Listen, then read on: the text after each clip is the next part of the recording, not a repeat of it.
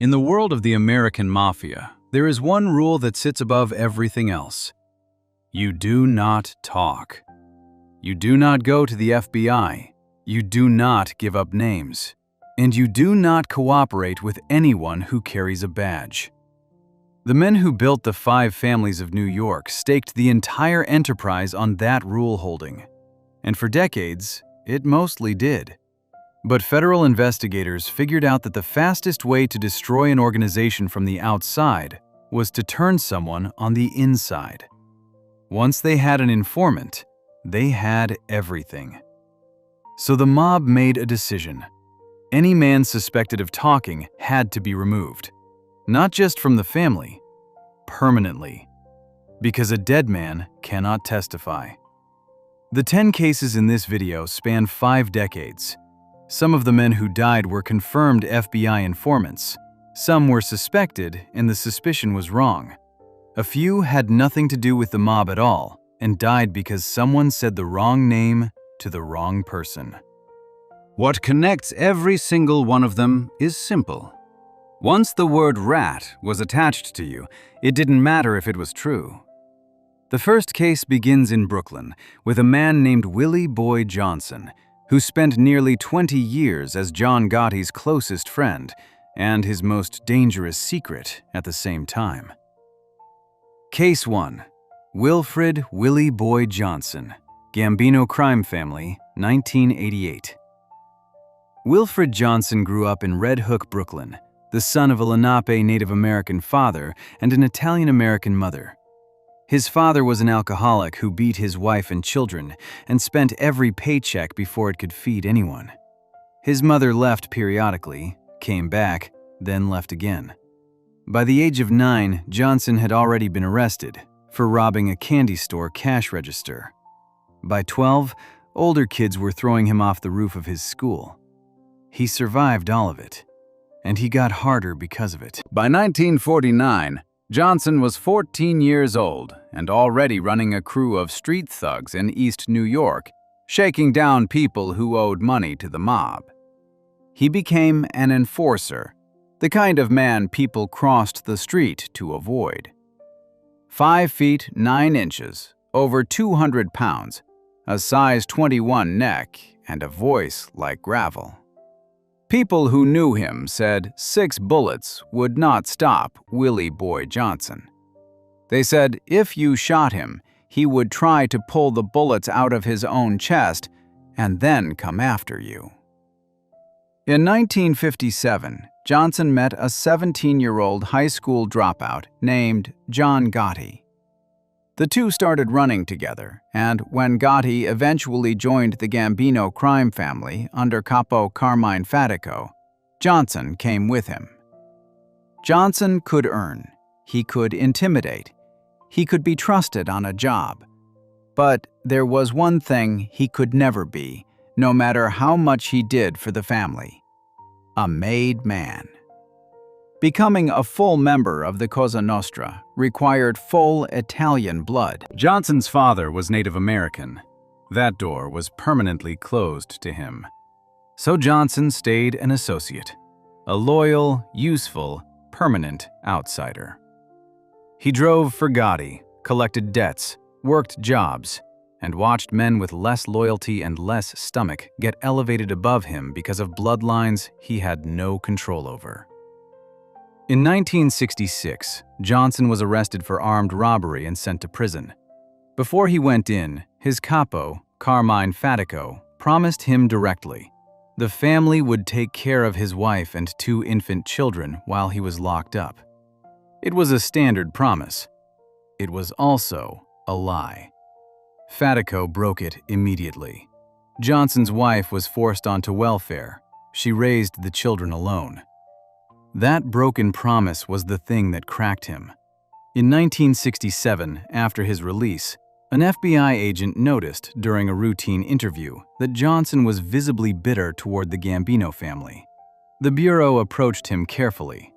Johnson was reluctant. Eventually, he agreed to become an informant in exchange for the government dropping counterfeiting charges against him.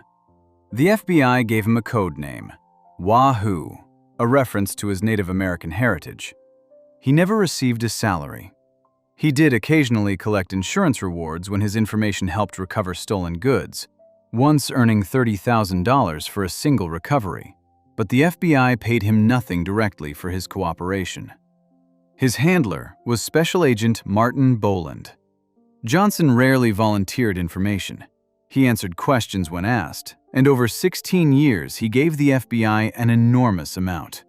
He told them how the Lucchese crew of Paul Vario was evading FBI wiretaps by using a parked trailer inside a Brooklyn junkyard. He gave them details on a large narcotics operation run by Gotti and others, known as the Pleasant Avenue Connection. He revealed that Gotti and Angelo Ruggiero had murdered a Florida mobster named Anthony Plate. He also provided information on the murder of James McBratney, the man who had kidnapped Emmanuel Gambino, a relative of the family boss. Through all of it, Johnson was careful with Gotti.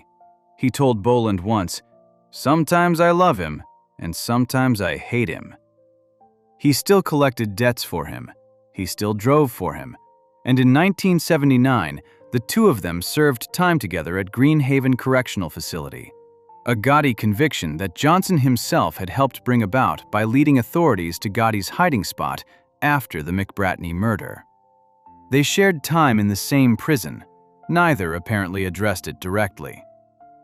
In 1985, Johnson's double life ended publicly and violently. Federal prosecutor Diane Jackalone was building a racketeering case against Gotti and chose to expose Johnson's FBI status in open court, calculating that the public exposure would force Johnson to either testify or become a target.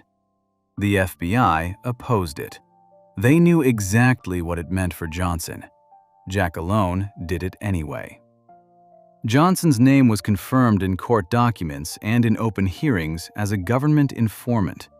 The FBI pushed Johnson to enter the Witness Protection Program. He refused. He walked out of court, publicly denied he had ever cooperated with anyone, and went back to his life in Brooklyn. Gotti and his co-defendants, including Johnson, were acquitted in 1987. Johnson stood beside Gotti at the defense table and walked out with him. But the files existed, and after the acquittal, Gotti's lawyers received Johnson's full FBI file as part of discovery. The file confirmed everything. It confirmed Johnson had told the FBI where Gotti was hiding. It confirmed he had helped build the narcotics case against Gotti's brother Gene and Angelo Ruggiero. It confirmed 16 years of it. Gotti waited. He didn't move for months, then for a year, then into the summer of 1988. In discussing the situation with underboss Sammy Gravano, Gotti expressed concern about one specific thing. He didn't want the hit to fail and push Johnson into protective custody, where he could tell the government everything he hadn't already told them. The order eventually went to Bonanno family hitman Thomas "Tommy" Karate Patera as a favor to Gotti. On August 29, 1988, Johnson walked out of his house in Brooklyn's Flatlands neighborhood and headed toward his car. Patera and another Bonanno associate, Vincent Kojak Giattino, were already waiting. They opened fire with a .380 caliber automatic handgun, 19 rounds total. Johnson was hit at least 6 times in the head, twice in the back, and once in each thigh. When he heard the first shot, he tried to run, but only made it a few feet. When the shooting stopped, Patera and Giattino dropped metal caltrops, spiked tire shredding devices, across the road behind them to prevent police pursuit. Then they were gone. Wilfred Willie Boy Johnson was 52 years old. He is buried at St. John's Cemetery in Middle Village, Queens. In 1992, both Patera and Giattino were indicted for his murder. Giattino was convicted. Patera was acquitted on that specific charge, but was later convicted of 6 other murders. Nobody who ordered the hit was ever charged for Johnson's death. Johnson spent 16 years feeding information to the FBI on the Gambino family. He refused to run when they burned him in open court. He refused protection when the family found out. He went home to Brooklyn and waited for what he already knew was coming. The next case involves a man who didn't refuse protection. He entered the very first witness protection program the government ever created. The FBI moved him across the country, gave him a new name, and set him up with a new life in California. The Mafia found him anyway, and what they did to him on a San Francisco street in 1976 showed every informant in America exactly what the mob's memory was worth. Case 2. Joseph the Animal Barbosa, Patriarca Crime Family, 1976. Joseph Barbosa was born on September 20, 1932, in New Bedford, Massachusetts, the son of a Portuguese immigrant boxer and a seamstress. His father abandoned the family when Joe was 12, leaving behind 4 children and a mother with no means to support them. Barbosa had less than an 8th grade education and was barely literate, but he was fluent in Portuguese, Italian, and Spanish. By his teenage years, he was already stealing.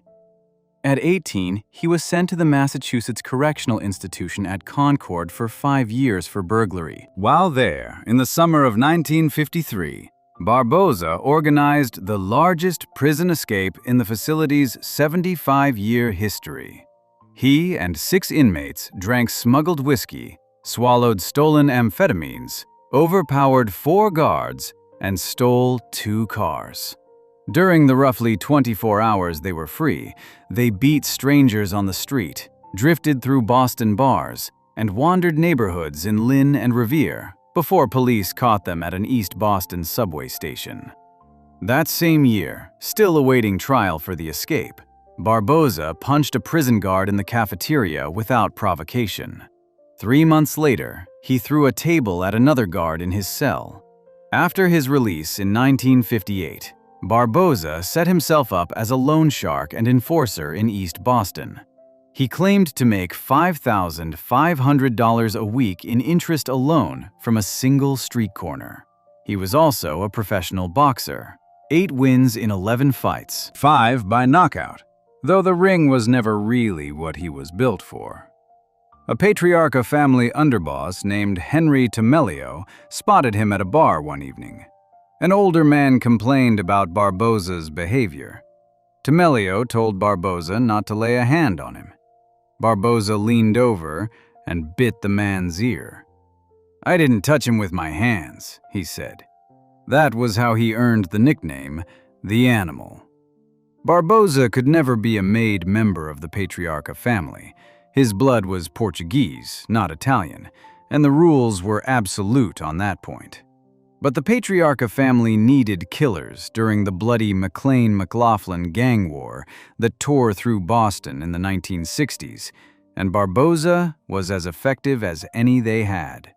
He claimed 26 murders over the course of his criminal career, though not all could be confirmed. He was the kind of man the family used when they needed something done and didn't want to think too hard about how it happened. In October 1966, Barbosa and 2 others were arrested on weapons charges in Boston. His 2 associates were released on bail. Barbosa's bail was set at $100,000, an amount his own family refused to cover. 2 of his crew members, Arthur Bratsos and Thomas DePrisco, spent weeks collecting $59,000 to bail him out. 5 weeks later, both men were murdered in the Nightlight Cafe by soldiers under Ilario Zanino. The money disappeared. Barbosa got the message. The Patriarca family had left him in a cage and then killed the men trying to free him. In June 1967, Joseph Barbosa became an FBI informant. He testified against Raymond Patriarca himself, who received a 10-year prison sentence. He testified against Patriarca underboss Gennaro Angiulo. His testimony was consequential enough that the federal government made a decision nobody had ever made before. They placed Joseph Barbosa into the very first iteration of what would become the Federal Witness Protection Program. But Barbosa used his cooperation for his own ends. On March 12, 1965, 2 years before he flipped, Barbosa and Vincent "Jimmy the Bear" Flemmi had murdered a small-time criminal named Edward "Teddy" Deegan in a Chelsea alley, shooting him 6 times with at least 3 different weapons. The FBI knew about it beforehand. On March 10, 1965, FBI wiretaps captured Barbosa and Flemmi requesting permission from Patriarca to carry out the killing. The FBI did nothing. They did not warn Deegan. They did not stop it. Deegan was killed 2 days later. When Barbosa testified about the Deegan murder in 1967, he named 6 men as the killers. 4 of them, Peter Limone, Louis Greco, Henry Tamilio, and Joseph Salvati, had nothing to do with it. The FBI knew this. Memos confirming the real killers were sent directly to FBI Director J. Edgar Hoover. FBI agents H. Paul Rico and Dennis Condon not only withheld this information from defense attorneys, they told state prosecutors they had verified Barbosa's account and it was accurate. All 4 innocent men were convicted on July 31, 1968. Greco, Limone, and Tamilio were sentenced to death. Salvati received life imprisonment. Their sentences were later reduced to life after the Supreme Court's 1972 Furman v. Georgia ruling invalidated all pending death sentences in the country. Henry Tamilio died in prison in 1985. Louis Greco died in prison in 1995. His son, unable to live with what had happened to his father, committed suicide in 1997 by drinking a bottle of Drano. Joe Salvati was released that same year when the governor commuted his sentence after 30 years. Peter Limone was freed in January 2001 after 33 years, when a Justice Department investigation finally uncovered the buried FBI memos. In 2007, U.S. District Judge Nancy Gertner ordered the federal government to pay $101.7 million to the 4 men and their families. At the time, the largest sum ever awarded under the Federal Tort Claims Act. While all of this unraveled over decades, Barbosa was already dead. After cooperating with the government, he committed another murder in Sonoma County, California, a man who had confronted him about his FBI ties. The federal government arranged for him to serve only 4 years for it. He was paroled in October 1975 and moved into a $250 a month apartment in San Francisco under the alias Joseph Donati. He took the last name from twin brothers named Richard and Robert Donati. He got a job as a cook at a restaurant near City Hall that was popular with local police. He was living quietly, by his standards. Then he befriended a man named James Chalmers, a small-time criminal originally from South Boston.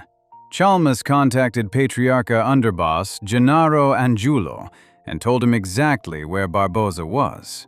Angiulo sent capo Ilario Zanino and soldier Joseph J.R. Russo to San Francisco.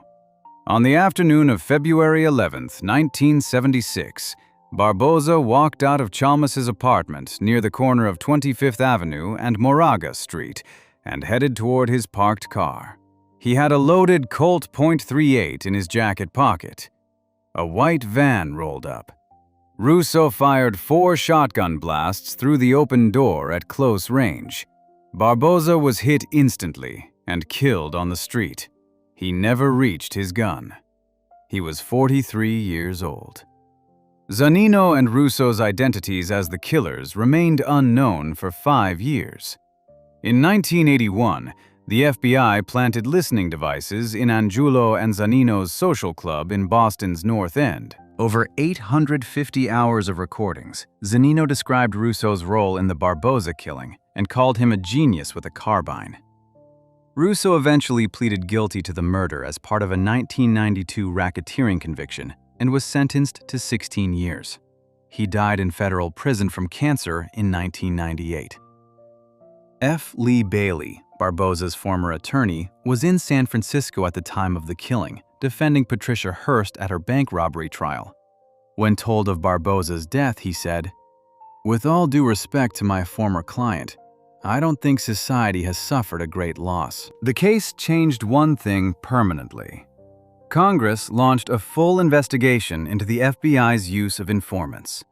The House Government Reform Committee called it the greatest failure in the history of federal law enforcement. The FBI had known 2 of its informants were going to commit a murder, let them do it, then helped one of those same informants frame 4 innocent men, 2 of whom died in prison for a crime the FBI knew they didn't commit. Before we move on, if you're enjoying this analysis, please consider subscribing. It helps the channel tremendously. The next case on this list is older than all of them, and in some ways, it set the template for everything that came after. In 1941, a Brooklyn hitman nicknamed Kid Twist had already sent multiple men to the electric chair with his testimony and was locked inside a 6th-floor hotel room under a round-the-clock police guard. Then, one morning, he was found dead on the roof ledge below his window, and every guard in the building claimed they had been asleep. Case 3. Abe Kid Twist Relis, Murder, Inc., 1941. Abraham Relis was born on May 10, 1906, in the Brownsville neighborhood of Brooklyn, the son of Jewish immigrants from Galicia. His father worked in the garment trade until the Great Depression took that from him, and spent his final working years selling knishes on the street. Brownsville in those years was dense, poor, and run through with crime. Relis left school after 8th grade and spent his time in pool rooms and candy stores where older criminals gathered. He was short and stocky with powerful hands, a slight speech impediment that came out like a lisp, and a walk that made people say he always looked like he was trying to kick his shoes off. His first arrest came in 1921. He was 15, caught stealing $2 worth of gum from a vending machine, and sent to a reform school in Dobbs Ferry for 4 months. It did nothing. By the time he was a teenager, he was working for the Shapiro brothers, the men who ran Brooklyn's bootlegging and slot machine rackets during Prohibition. The Shapiros used him and discarded him when it suited them. When Relis got pinched on one job, the Shapiros did nothing to help him. He remembered that. He linked up with 2 friends he'd known since childhood, Martin Bugsy Goldstein and Harry Pittsburgh Phil Strauss. The 3 of them partnered with Meyer Lansky, who wanted footholds in Brownsville and East New York, and used that backing to go to war with the Shapiros. The Shapiros lured Relis and Goldstein into an ambush one night, wounded both men, then had Meyer Shapiro kidnap and rape Relis's girlfriend. Relis recruited killers Frank Dasher Abandando and Harry Happy Maione to help finish the war. The 3 Shapiro brothers were killed one by one over the course of several years. The last one, William, was dragged off the street, beaten almost to death, stuffed into a sack, and buried alive in Canarsie. By the early 1930s, Relis and his crew had become the enforcement arm of what newspapers would later call Murder, Inc., the National Crime Syndicate's professional killing operation, centered in Brooklyn and run under the command of Louis Lepke Buchalter and Albert Anastasia. Contracts came in from mob bosses across the country. Relis and his men carried them out. His preferred method was an ice pick, driven through the victim's ear directly into the brain. He was so precise with it that the cause of death often looked like a natural cerebral hemorrhage. By the time he was 34 years old, he had been arrested 42 times, 6 times for homicide, and had served 6 prison terms, never once for anything that reflected the true scale of what he'd done. In early 1940, a minor associate turned informant on a contract murder, and suddenly, the walls around Murder, Inc. started closing in. Relis was sitting in the Tombs, New York's main jail, on murder charges, with his wife pregnant with their second child. He wrote her a letter asking her to contact the Brooklyn District Attorney's Office. She walked in and told Assistant DA Burton Turkis that she wanted to save her husband from the electric chair. Relis began cooperating on March 23, 1940. What he gave prosecutors was extraordinary. He had a photographic memory. He recited dates, names, locations, and methods going back a decade. He filled in roughly 70 unsolved murders. He described killings in Los Angeles and Newark. He sent multiple Murder Incorporated members to the electric chair, including Pittsburgh Phil Strauss, Frank Abendondo, Harry Mayoni, and his own childhood friend, Bugsy Goldstein. He described helping Strauss and Goldstein stab and strangle a man named Irving Puggy Feinstein at Relis's own house, dismissing the wives first, then setting the body on fire. He testified against Buchalter himself, who was convicted and eventually executed at Sing Sing Prison in 1944, the only American mob boss ever put to death by the state. Then Relis turned to his biggest target, Albert Anastasia. Anastasia was the operating head of Murder, Inc., and a senior figure in what would become the Gambino crime family.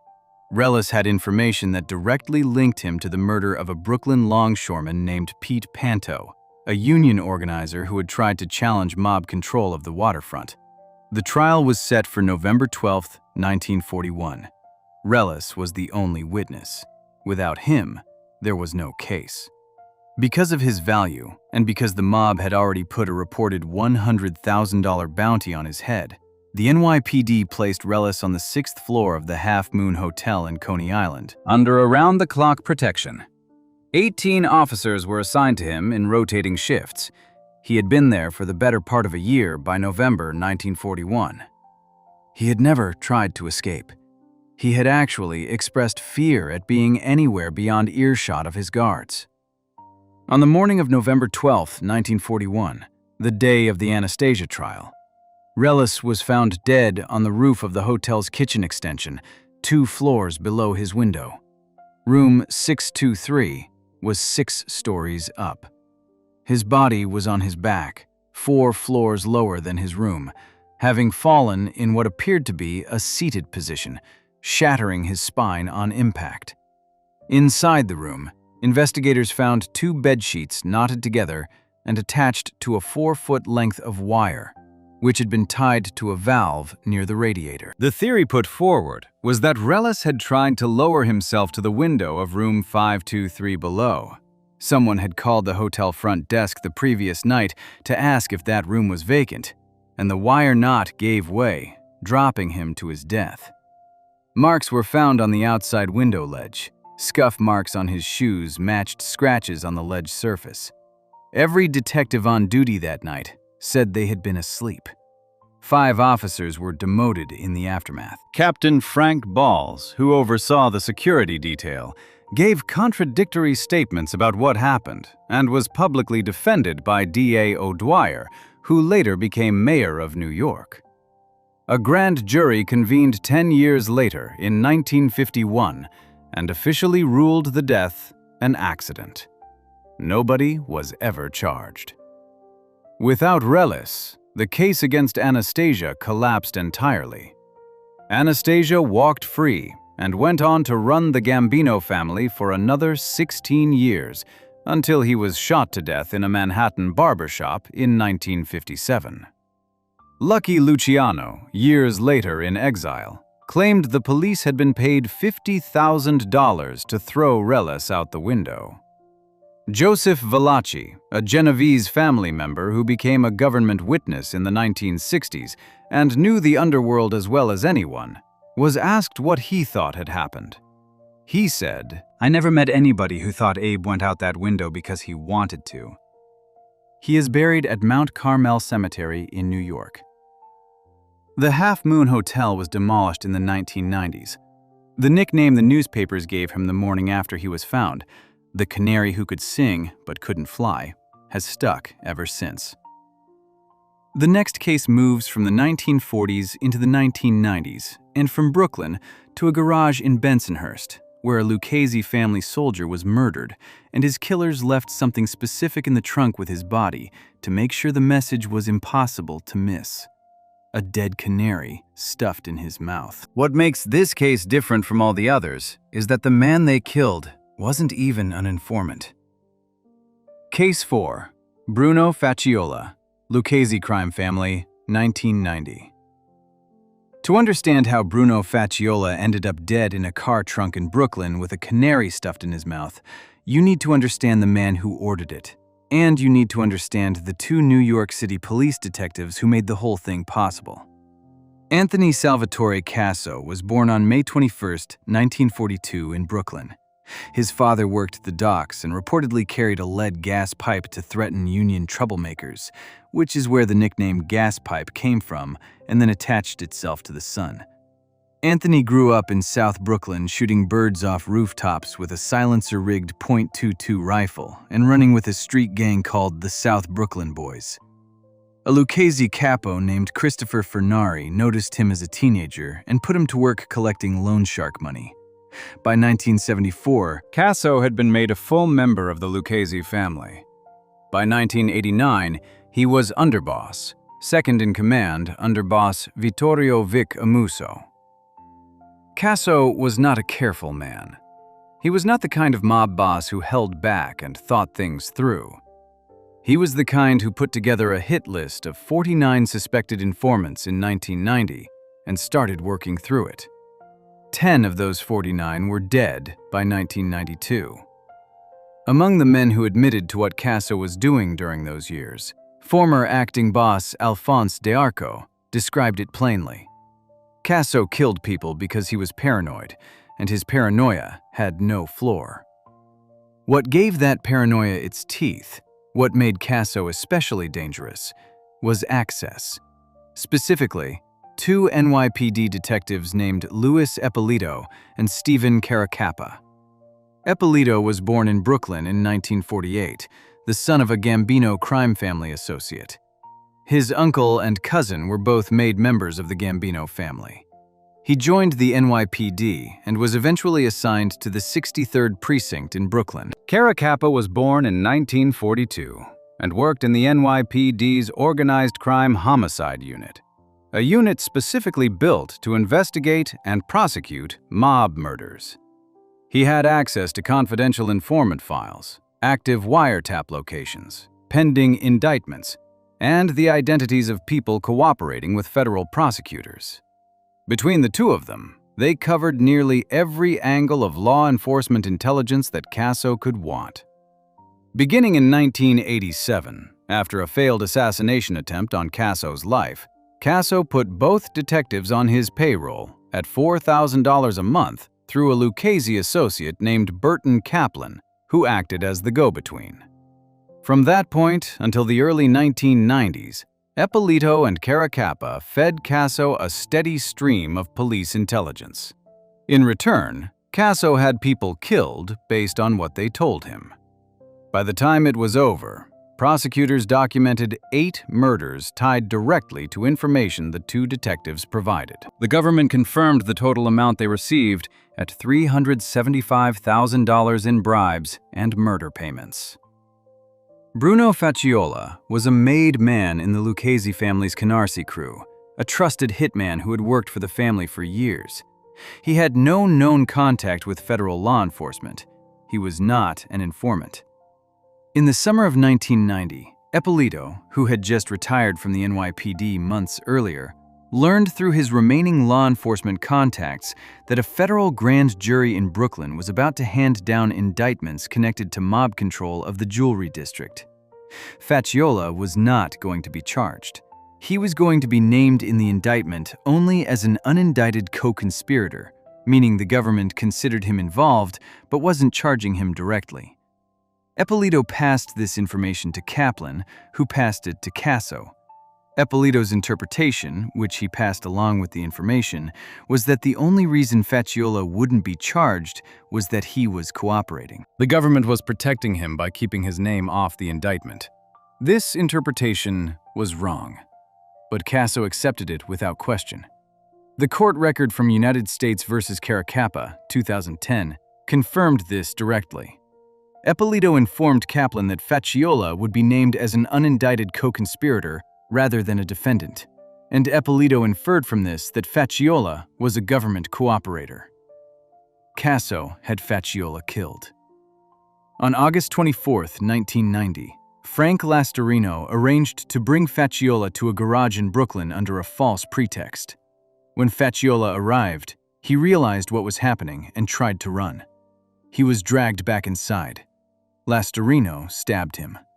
Richard Richie the Toop Pagliarulo then shot him 6 times in the face and chest. Louis Bagels. Didone took a dead canary, a real bird, and pushed it into Facciola's mouth.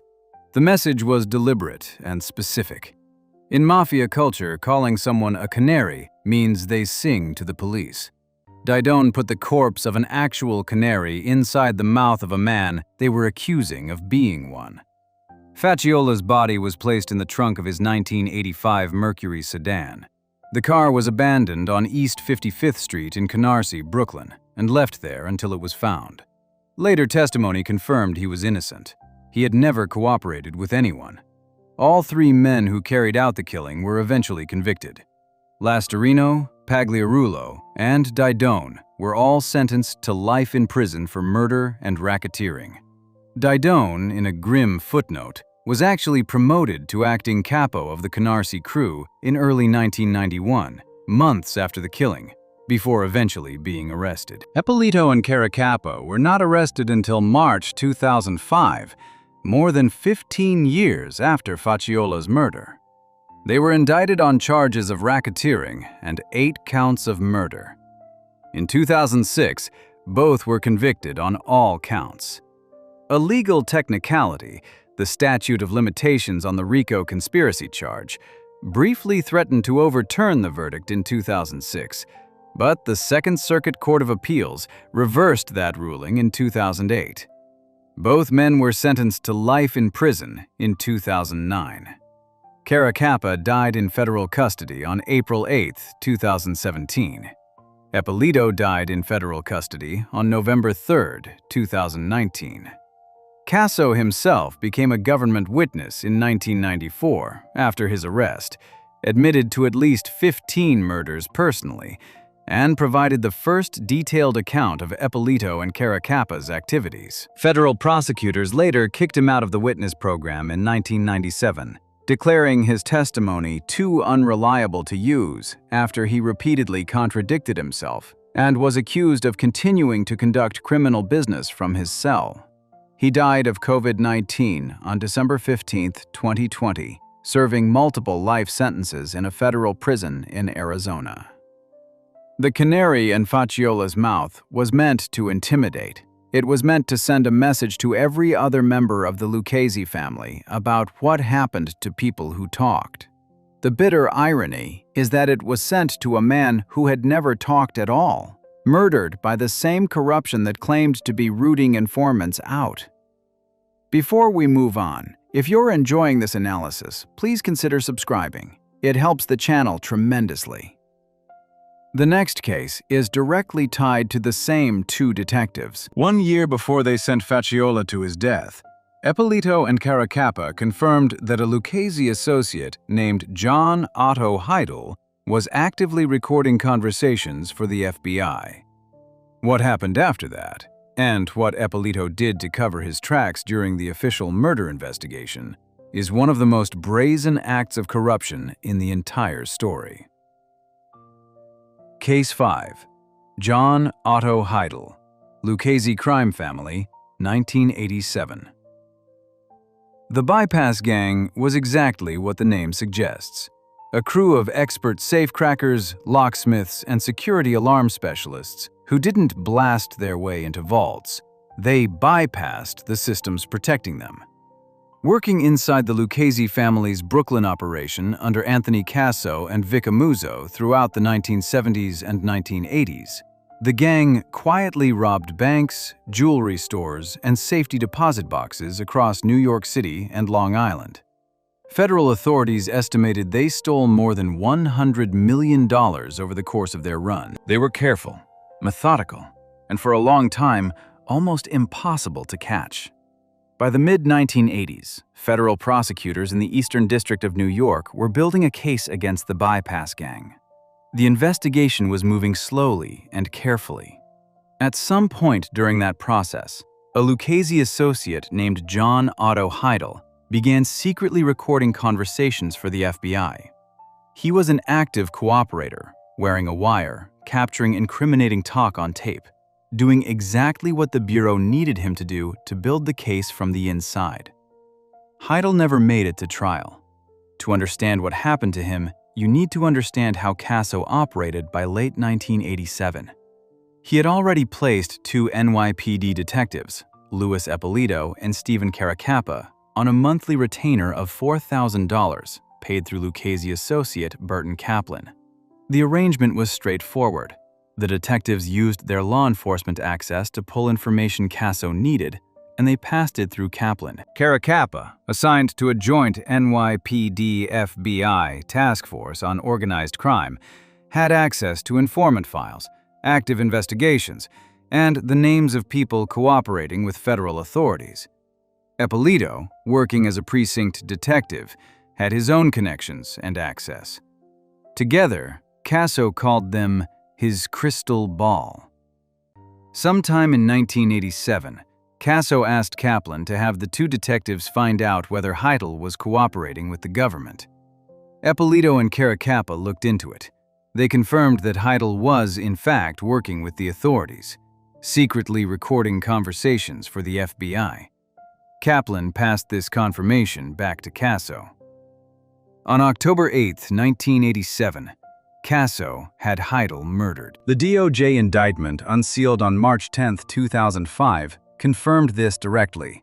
On Casso's orders, Heidel was brutally murdered on October 8, 1987. What happened next was perhaps the most brazen part of the entire operation. After Heidel was killed, his murder had to be investigated.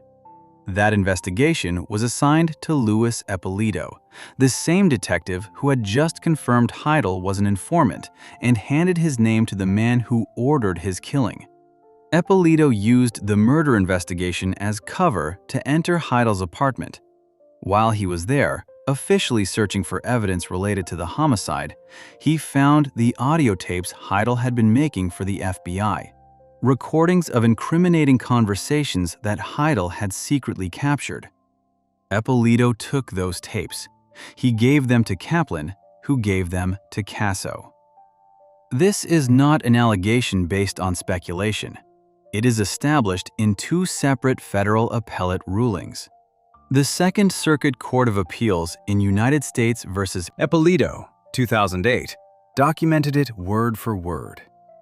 Eppolito gave Kaplan audio tapes that Eppolito said he had removed from Heidel's apartment while investigating the murder. He told Kaplan, "This will prove that I was right, that the guy was cooperating, and that he was taping people." The United States v. Caracappa ruling in 2010 confirmed it again from the same trial record. Casso listened to the tapes. They confirmed everything. Heidel had been recording exactly what the FBI hoped he was recording. The investigation into the Bypass Gang was gutted. The evidence Heidel had risked his life to collect was now in the hands of the man who had ordered his death. The federal case against the Bypass Gang was eventually prosecuted by the U.S. Attorney's Office in the Eastern District of New York. But without Heidel's testimony and without those recordings, the full scope of what prosecutors had hoped to build was gone. Eppolito and Caracappa were not arrested until March 2005, nearly 18 years after Heidel's murder. The break came when Burton Kaplan, serving a 27-year sentence for drug trafficking, finally agreed to cooperate with the DEA and FBI in 2004. Kaplan had refused for years. When he finally talked, he gave 2 days of detailed testimony at trial in 2006 that covered every murder, every payment, and every transaction he had witnessed. The Heidel case carried a specific weight in the trial that the other murders didn't. It wasn't just that a detective had leaked a cooperator's name to a mob underboss. It was that the same detective then walked into the dead man's apartment, stole the evidence of that man's cooperation from under the nose of the investigation, and handed it directly to the killer. Every safeguard built into the system, the court order for the search, the chain of custody, the integrity of the murder investigation itself, was used as a tool to clean up after the crime. Ippolito told Kaplan he liked doing business with him and Casso because when he passed information to them, people got taken care of that deserved it. That quote appears verbatim in the Second Circuit ruling. Both detectives were convicted in April 2006 on all counts. After a brief legal dispute over the statute of limitations, the Second Circuit reinstated the full verdicts in 2008. On March 6, 2009, Ippolito was sentenced to life in prison plus 100 years and fined more than $4 million. Caracappa received life plus 80 years and an equivalent fine. The city of New York separately paid $18.4 million to settle civil lawsuits brought by the families of their victims. Heidel was a confirmed, active FBI cooperator. He was doing exactly what law enforcement asked him to do. The system that was supposed to protect him had already been sold. The next case in this series involves a man who had absolutely nothing to do with the mob at all. A 26-year-old telephone installer from Brooklyn who shared a name with someone on Casso's kill list. On Christmas Day 1986, Ippolito and Caracappa ran a license plate search and came back with the wrong address.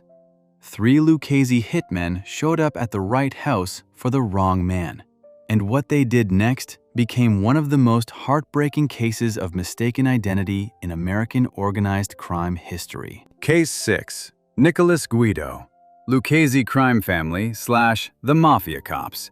1986. On September 6, 1986, Anthony "Gaspipe" Casso was walking out of a diner in Brooklyn when a group of Gambino associates opened fire on him. He survived, but he was hit. For a man like Casso, someone who had personally ordered dozens of murders and built his entire reputation on being untouchable, getting shot in the street was not something he was going to let go. He started working his way through the list of people he believed were responsible. The first man he went after was a Gambino associate named James Heidel, who had been part of the hit team. Ippolito and Caracappa tracked Heidel down, found him in Bay Ridge, Brooklyn, handcuffed him, stuffed him in the trunk of their car, and delivered him alive to Casso. Casso tortured him. Before he killed him, Heidel gave up the names of other men who had been involved in the shooting. One of the names he gave was Nicholas Guido. Heidel described him as a Gambino associate, a big guy who lived somewhere in the Court Street section of Brooklyn. Casso filed that name away and went looking. This is where the error that killed an innocent man began. There were 2 people named Nicholas Guido in Brooklyn. One was the 29-year-old Gambino associate Heidel had named, the actual target. The other was a 26-year-old telephone installer who had never been arrested, had no ties to organized crime, and had no idea any of this was happening. He just happened to share a name with a man on a mob underboss's kill list. Casso sent his own people, mobsters Georgie Neck Zappola and Frank Lastarino, to scout the Court Street neighborhood looking for the target. They searched the area on multiple occasions.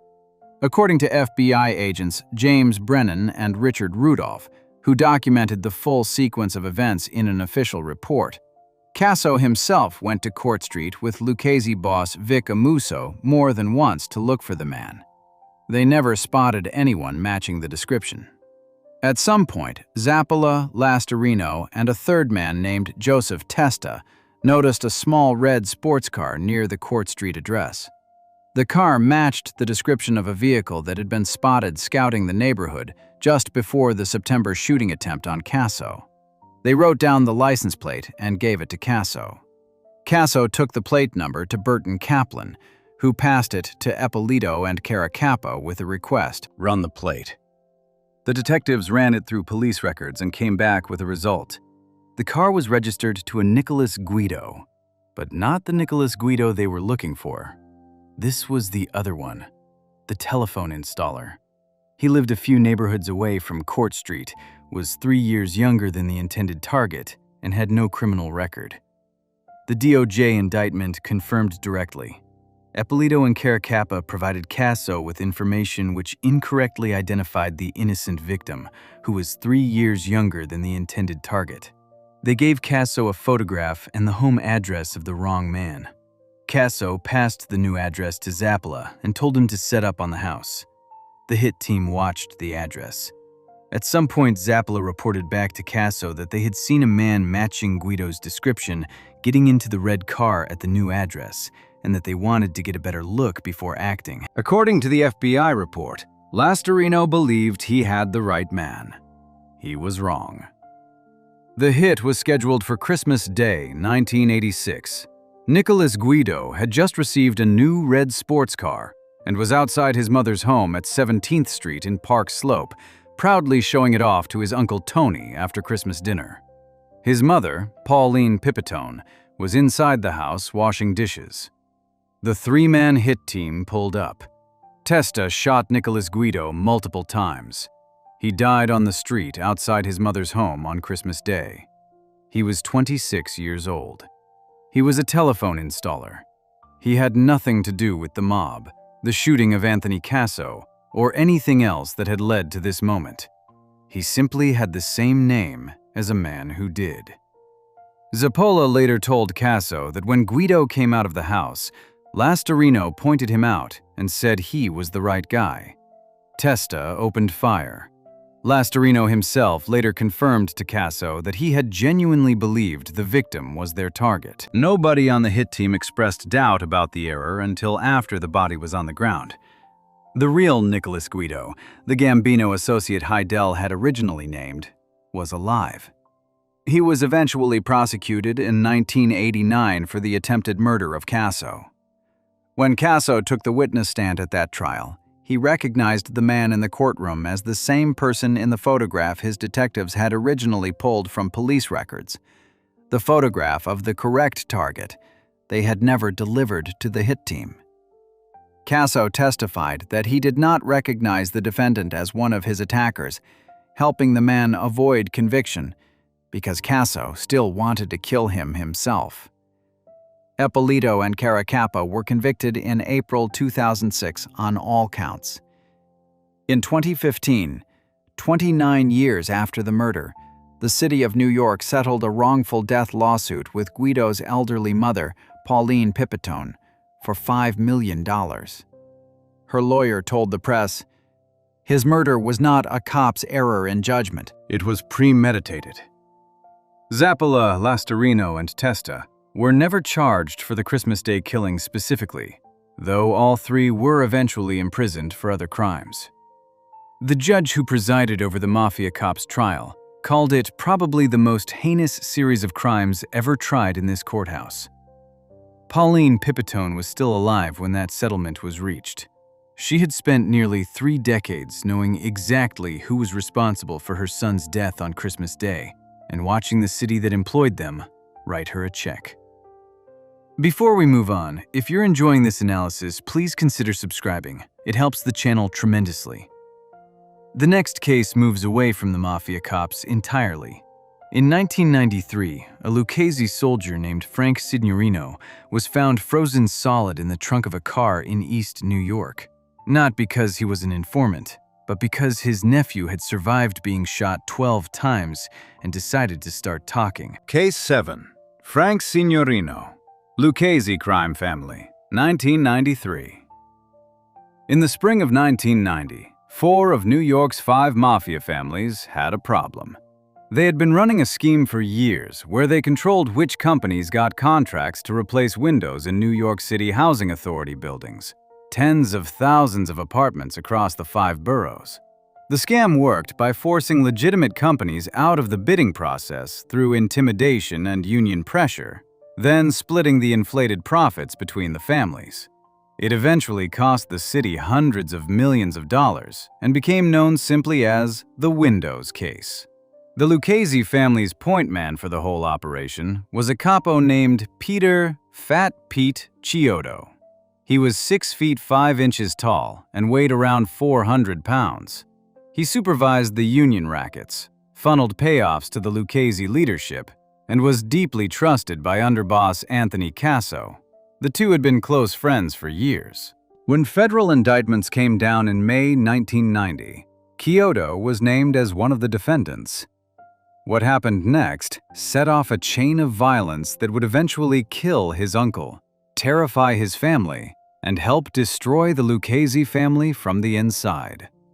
Facing what looked like a solid federal case, Otto decided to plead guilty in December 1990. He did not ask Lucchese boss Vic Amuso or Casso for permission first. In mob culture, pleading guilty without approval from the bosses is treated as a signal that you are about to cooperate, that you have already made a deal. Amuso and Casso were already fugitives, hiding from federal indictments of their own, running the family from undisclosed locations. They decided that Otto had to be killed. They gave the contract to acting boss Alphonse Little Al Diarco. Diarco was unsettled by the order. He knew how close Casso and Otto had been, but he carried it out. On the morning of May 8, 1991, Otto went to a gas station in Staten Island to have his Cadillac's engine checked before leaving town. A hit team ambushed him there. He was shot 12 times, in the arms, legs, and torso. Doctors later said his weight saved his life. At roughly 400 to 500 pounds, his massive body prevented any bullet from reaching a vital organ or artery. He sustained permanent damage to his right arm, but survived. After surviving that, Otto agreed to cooperate with the federal government. His immediate family was brought into the Witness Protection Program. Then the Lucchese family sent a message to Otto's lawyer. If Otto testified, his wife would be killed. This was a direct violation of an unwritten but long-standing Mafia rule against targeting women and family members not involved in criminal activity. Otto testified anyway. That threat, and the attempt to kill him, also rattled acting boss Darko.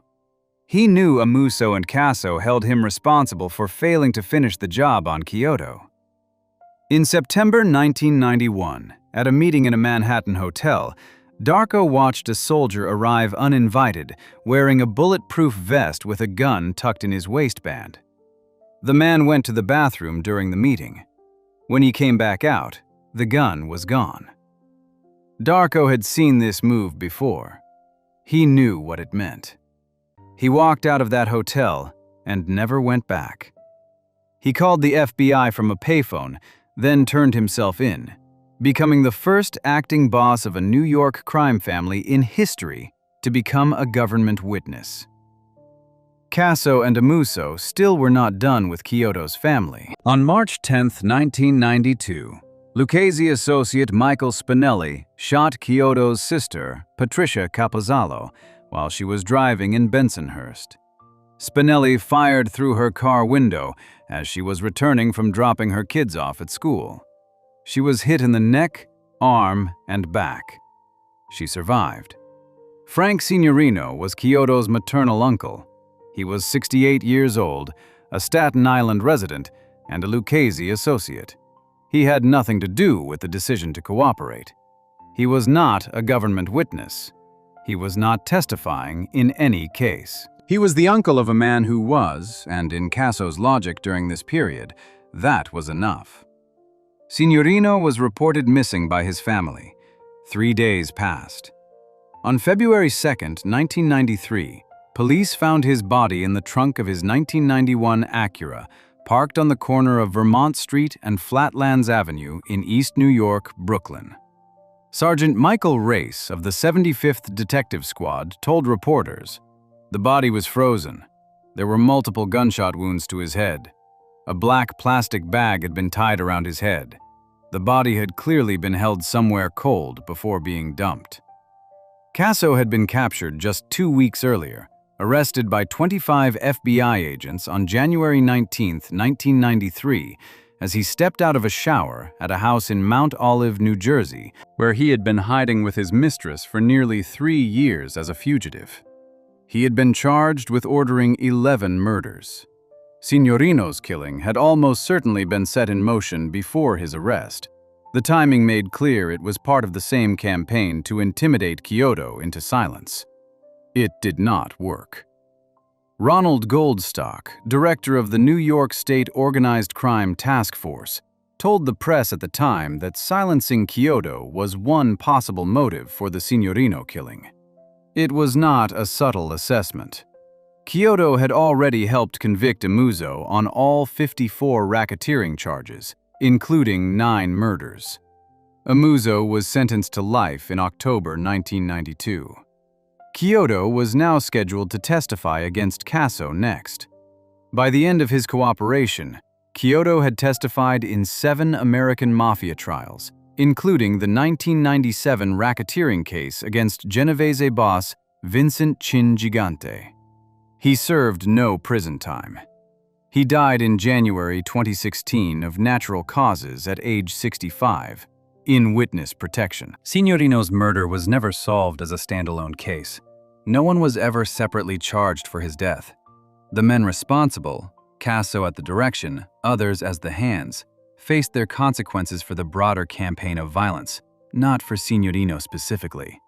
The killing of Frank Signorino showed exactly where Amuso and Casso had taken the Lucchese family by 1993. A place where a 68-year-old man could be shot in the head, stuffed in a trunk, and frozen, not for anything he did, but because of who his nephew was. The next case moves to California. In 1990, a Lucchese soldier named Anthony Dilapi refused to answer a summons from Casso and ran. The Mafia cops tracked him down through his parole officer all the way to a garage in Hollywood, where a hitman was already waiting. Case 8. Anthony Dilapi, Lucchese crime family, 1990. Anthony Dilapi was born February 9, 1936, and spent most of his adult life doing exactly what the Lucchese family valued most: making money quietly through legitimate-looking structures. He was a Teamsters union official in New York City's Garment District, running labor rackets and extorting businesses alongside Thomas Gambino, the son of Gambino family boss Carlo Gambino and son-in-law of the Lucchese family's own namesake, Tommy Lucchese. Dilapi also ran a bookmaking operation and owned part of a vending machine company in Brooklyn. His uncle was Salvatore Tom Mix Santoro, the Lucchese family's underboss throughout the early 1980s, sentenced to 100 years in prison in the 1986 Mafia Commission trial. Dilapi was a known quantity inside the family: a soldier, a union man, a garner of real money. In 1980, all of that stopped. Dilapi was convicted of labor racketeering and received 2 5-year sentences. He went to prison and did the time. By the time he came out, the Lucchese family he had known was gone. Boss Anthony Corallo was serving life. Underboss Santoro was in the same federal prison. Consigliere Christopher Fernari was right behind them. The men now running the family were Vic Amuso and Anthony Gaspipe Casso. Brooklyn guys, street guys, a different generation with a different style and a deep suspicion of the old Bronx and Garment District faction that Dilapi represented. After his release from prison, Dilapi was summoned to a meeting with Casso. He didn't go. This was, in Mafia protocol, a serious breach. When the underboss calls you in, you show up. Dilapi had reasons not to. Amuso and Casso were already on a killing spree by this point, targeting anyone they considered a threat or a potential informant. And Dilapi was aware enough of what was happening to know what a private meeting with Casso probably meant for a man in his position. A former associate of the old Bronx power structure, recently out of prison, nephew of the imprisoned underboss. He sold whatever gambling establishments he controlled and left New York entirely. He moved to California. He settled in Hollywood, just off Sunset Boulevard, and reinvented himself on paper as a used car salesman.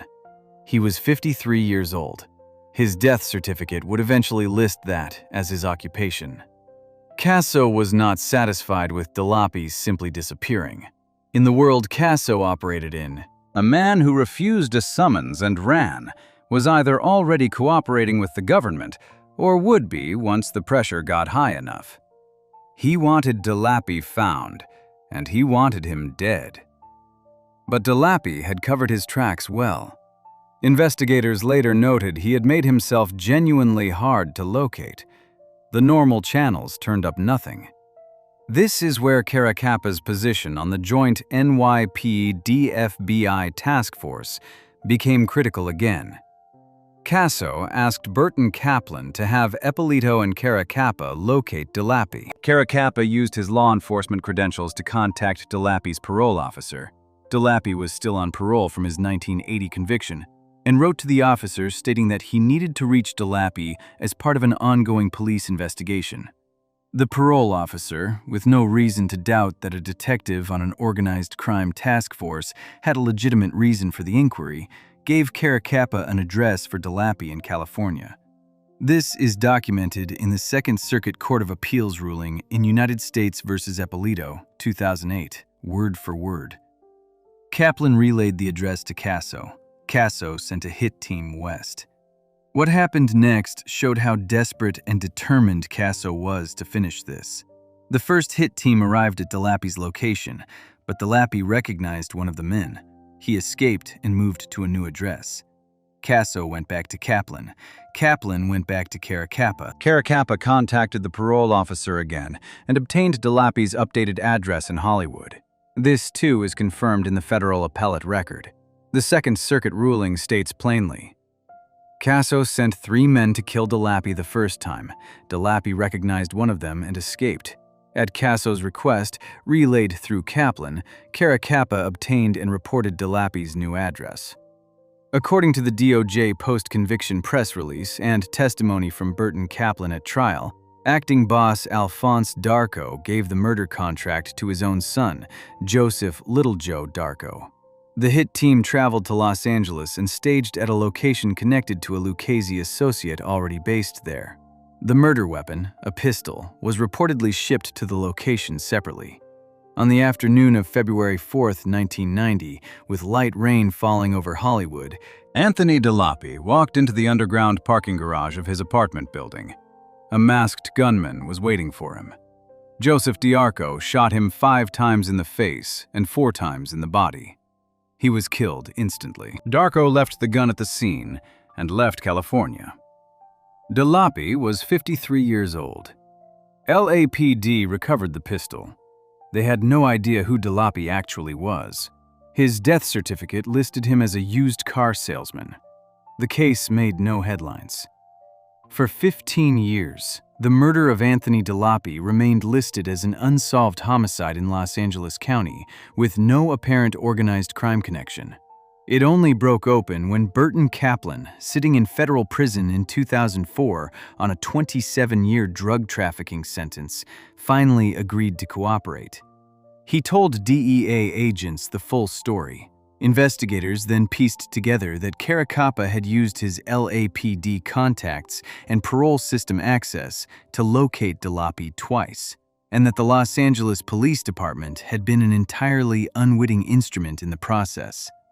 LAPD Deputy Chief Gary Brennan told a reporter after the indictments were unsealed, It would have been normal for our officers to have cooperated if they believed these New York cops were conducting legitimate business. Ippolito and Caracappa were convicted of Dilapi's murder in April 2006, along with 7 other killings. Joseph Darko, the shooter, entered witness protection along with his father. The next case takes the same corrupt machinery, Casso's paranoia, 2 dirty cops, and a man on the run, and adds something colder, a Lucchese associate named Thomas Gilmore, who was shot 3 times in the head near his own apartment in Queens, one of many names on a list that Amuso and Casso had been working through since 1988. Case 9. Thomas Red Gilmore, Lucchese Crime Family, 1989. Thomas Red Gilmore was not a powerful man inside the Lucchese family. He was an associate, not a made member, working out of the Vario crew in Brooklyn. He ran a chop shop where stolen cars were stripped down and sold for parts. He operated a limousine service. He was involved in loan sharking. He was, by any measure, a small earner doing small work for a family that was, in late 1988, tearing itself apart from the inside. The Lucchese family that Gilmore worked for had changed dramatically since the men who built it went to prison. Boss Anthony Corallo, underboss Salvatore Tom Mix Santoro, and consigliere Christopher Fernari were all convicted in the 1986 Mafia Commission trial, and each received 100-year sentences. The family passed to Vittorio Vic Amuso as boss, with Anthony Gaspipe Casso rising to underboss. These were Brooklyn men, street men, with a specific and documented contempt for anyone they didn't fully control. From the moment they took over, they began killing people, rivals, earners from factions they didn't trust, and anyone they suspected of talking to federal investigators. By late 1988, Amuso and Casso had developed a working relationship with two NYPD detectives, Louis Ippolito and Stephen Caracappa, who were being paid $4,000 a month through intermediary Burton Kaplan to pass along confidential law enforcement intelligence. This included the identities of people cooperating with federal and state authorities. The two detectives had access to NYPD organized crime files, task force intelligence, and NYPD databases. When Casso wanted to know if someone was talking, he asked Kaplan, who asked the detectives. Sometime in late 1988, Casso asked about Thomas Gilmore. The detectives checked their sources and told Kaplan that Gilmore was a government informant. Kaplan passed it to Casso. Casso told Amuso. Amuso gave the order. There is no verified record of Thomas Gilmore ever actually cooperating with any federal or state agency. The Wikipedia entry on Louis Didone states plainly, there is no proof that Gilmore was ever working for a government agency. The Infogalactic and Alcatron sources on Didone carry the same statement.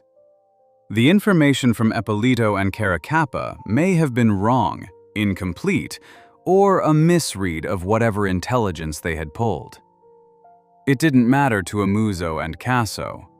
In their world, a suspicion acted on quickly was safer than a confirmed fact acted on late.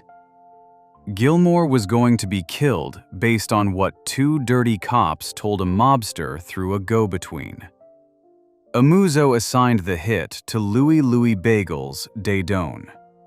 Didone was born February 23, 1946, in Bensonhurst, Brooklyn, and had been officially made into the Lucchese family on August 23, 1982, at a ceremony presided over by Corallo himself.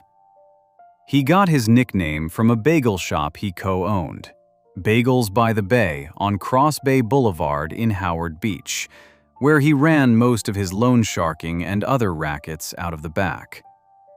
He had been a trusted Amuso associate for years and was considered one of Casso's reliable men. When Amuso needed someone dead and didn't want distance between himself and the job, Didone was the kind of man who got the call. Didone brought along Patrick "Patty Red" Delarusso, a fellow member of the old Vario crew, and one other associate. The plan was straightforward and vicious. Instead of tracking Gilmore through the streets or setting up an elaborate lure, they went directly to where he lived. The three men broke into Gilmore's apartment in the Richmond Hill neighborhood of Queens and waited inside. They waited for him to come home. On February 5, 1989, Gilmore returned to his apartment. He walked through the door, and the men were on him immediately. Under Didone's supervision, two of the three shot Gilmore 3 times in the head and neck. He died at the scene. He was killed in his own home, ambushed in the one place a person is supposed to be safe, by men who had been sitting in the dark, waiting for him. New IPD responded, investigated, and found nothing useful to prosecute. The murder was treated as an organized crime killing, which it was, but the chain that led back to Ippolito and Caracappa as the source of the death sentence was invisible at that point. Didone and Della Russo walked away clean. What happened next to both of them shows exactly what the Amuso Caso years did to the Lucchese family. The killings piled up. Gilmore in 1989, Bruno Facciola in 1990, Frank Signorino in 1993, and dozens of others. Each murder bred more fear. More fear bred more informants. More informants created more paranoia, which created more murders. By 1991, Amuso had been arrested. By September 1991, Acting boss Alphonse Darco, the man who had overseen the Vario crew during this period, concluded he was next on the list and walked into federal custody. He became the first acting boss of a New York crime family to become a government witness. The same crew that had protected Didone and Della Russo was now gone. Didone managed to stay out for years. He eventually rose, improbably, to acting boss of the Lucchese family in 2001. But the Gilmore murder never went away. In March 2003, he was indicted for conspiracy to murder in both the 1989 Gilmore killing and the 1990 Facciola killing. 3 men testified against him at trial. Alphonse Darco, former acting boss Joseph Little Joe DeFiti, and Frank Gioia Jr., all of whom had become government witnesses. In January 2004, Didone was convicted. On June 30, 2004, he was sentenced to life in prison with no possibility of parole. He is currently incarcerated at the United States Penitentiary in Allenwood, Pennsylvania. Patrick "Patty Red" Della Russo was never separately charged for the Gilmore murder and went on to eventually serve as the Lucchese family's acting underboss. Thomas Gilmore's name appeared in court documents and trial testimony 14 years after he was shot dead in Queens. He was never found to have been an informant at all. The final case in this video takes us away from the Lucchese family entirely and back to where so much corruption in this era began. A businessman named Israel Greenwald, a set of police badges used as murder weapons, and a body buried in a Brooklyn garage that took nearly 20 years to find. Case 10. Israel Greenwald, Lucchese associate / Mafia cops, 1986. Israel Asher Greenwald was born in Israel to Hungarian Holocaust survivors, parents who had each lost family in the Nazi camps. He was named after his grandfather, who died in Auschwitz. By the time he was a young man, he had married a woman named Leah, learned the diamond trade in South Africa, and moved to Far Rockaway in Queens, New York, where he built a jewelry business called Blue River Inc. and raised 2 daughters, Michal, age 9, and Yael, age 7. He prayed 3 times a day. He was known for giving money to people who needed it without being asked. He had no criminal record. He had no ties to organized crime. On the morning of February 10, 1986, he kissed his wife goodbye, walked his daughter Michal to her school bus, and drove to work. He told Leah not to forget to bring the car to the mechanic. He was 34 years old. He was never seen alive again. What put Israel Greenwald in the crosshairs of a murder contract had nothing to do with any choice he made to enter the criminal world. In 1985, a fellow Hasidic jeweler he trusted asked him a favor: deposit a financial instrument in Europe during one of his business trips. He did. The bond was stolen, part of a treasury bill fraud scheme run by a garment industry criminal named Burton Kaplan, who used a Williamsburg middleman to launder stolen securities through overseas contacts. Greenwald did not know the bond was stolen. When he returned to the United States, he was questioned at customs by agents from the FBI's C3 squad, which handled securities theft. He cooperated. He told them who had given him the bond. That information made its way back to Burton Kaplan. Kaplan, who at this point had not yet established his later relationship with Casso's corrupt NYPD detectives, knew a man named Frank Santora Jr., a mob hanger-on and petty criminal whom he had met while both were serving time at Allenwood Federal Prison. Kaplan told Santora he needed someone dealt with. Santora told him that his cousin, a New York City police detective named Louis Eppolito, and Eppolito's partner, Stephen Caracappa, could handle it. The contract price, as established by federal court testimony and confirmed in the U.S. v. Eppolito ruling in the Eastern District of New York, was $25,000, though Kaplan later told the detectives he had paid $30,000. Eppolito, Caracappa, and Santora used their law enforcement access to find everything about Greenwald: his home address, his car, his daily route to work. On the morning of February 10, 1986, the three men followed his car on the highway. They turned on a flashing light and pulled him over. They showed him badges. They told him he was a suspect in a hit-and-run accident and that he needed to come with them to be viewed in a lineup. He had no reason to doubt them. He got into their car. They drove him to a parking lot and tow business on Nostrand Avenue in Brooklyn, owned by a man named Pete Franzone, a sixth-grade dropout who ran a towing operation and did side work as a body shop. Franzone knew Santora from around the neighborhood.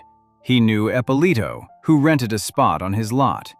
He had no idea what was about to happen. According to Franzone's trial testimony, confirmed in the federal court record, Eppolito parked and stayed in the car outside.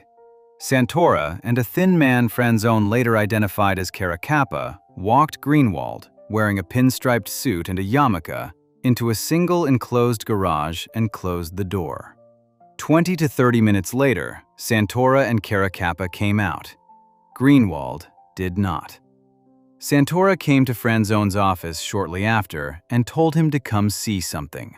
When Franzone opened the garage door, Israel Greenwald was slumped dead against the wall. He had been shot twice in the back of the head. His hands were bound. A plastic bag had been secured over his head. His yarmulke was still near his skull. Santora told Franzone he was an accessory. He told him to start digging or he would kill him and his entire family. Franzone took a short-handled spade and dug a grave in the concrete floor of the garage. He and Santora buried Greenwald that night. Franzone went home and missed his dinner. The next morning he went back to work.